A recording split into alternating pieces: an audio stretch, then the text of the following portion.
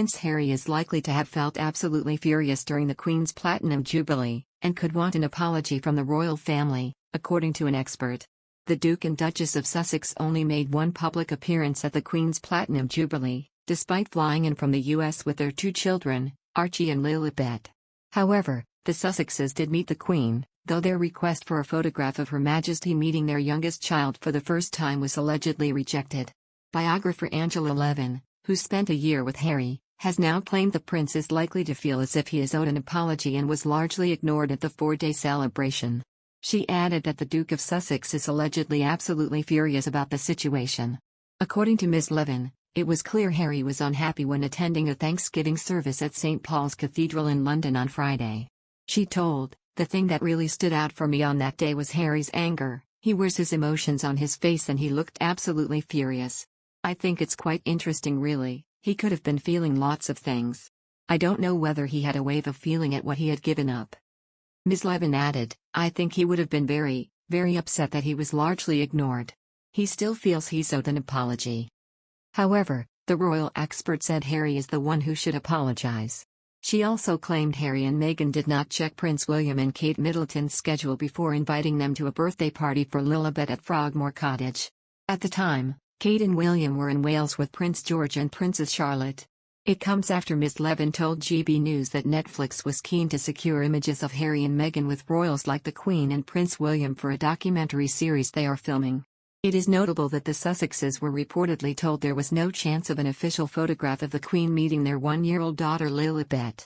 Palace insiders may have worried any photos taken by Harry and Meghan would be shared with TV networks in the US or in Harry's upcoming memoirs. Speaking to GB News, Ms. Levin said this image would have been very, very valuable, adding, "They would have used it for Netflix. It would give them a kudos that they had her with her great-grandmother, you know." She said, "Harry and Meghan wanted to see the Queen as soon as possible, so she saw them on the first day. She went in, and then they asked if they brought their own photographer and they asked if he could take a picture of the 2 Lilibets and she said no, absolutely not possible. Because they would have sold it.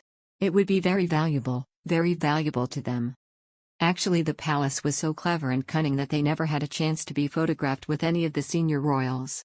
I heard Netflix wanted these pictures of them with the royals, but they were sitting on the right-hand side and the rest of them, Camilla, Charles, Catherine, and William, on the other side. Ms. Levin said she believes that after failing to get the images they wanted, they probably just went off in a rage. "I think they felt that everyone would drop everything," she added. "Even on this amazing day because they were there, they'd come back. I thought they were like petulant teenagers really. If they didn't get what they wanted, they would leave and they left early." Ms. Levin also criticized the pair for compromising their own security, despite suing the government over security concerns. "There he was in a car with black windows, so they were obliged with that so nobody could see who it was, and they opened the windows right down and started waving at the people," she said. "That was an indication to me that couldn't be out of the spotlight. However, that is very dangerous. Someone can throw a bomb in or a load of tomatoes in through the window."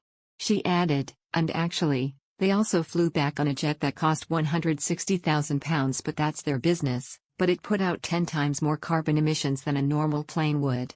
We've had them telling us all we mustn't fly, we must be careful, we mustn't let all this carbon emissions carry on, and there they are doing it themselves." Meanwhile, Niall Gardner, a former aide to Margaret Thatcher, commented, "Still waiting for Meghan Markle's apology to the royal family and the British people for all her failed attacks on the monarchy.